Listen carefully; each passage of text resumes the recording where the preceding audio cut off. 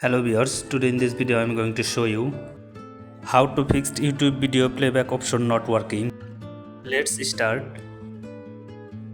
First step, open your phone settings. Tap on settings. Scroll down little bit. Find here apps. Then tap on apps.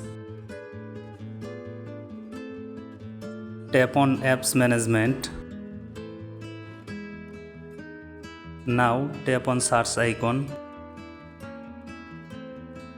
Search here YouTube. Tap on YouTube. Now scroll down little bit again. You can see here storage. Tap on storage. Now tap on clear cache. Go back your home screen. Now open your Play Store application. Tap on search. Now search here YouTube again.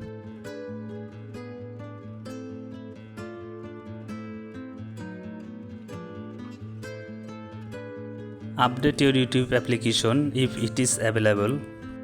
You can see my YouTube application is already updated. Go back your home screen again. Now restart your device. Tap on restart. Tap on again restart.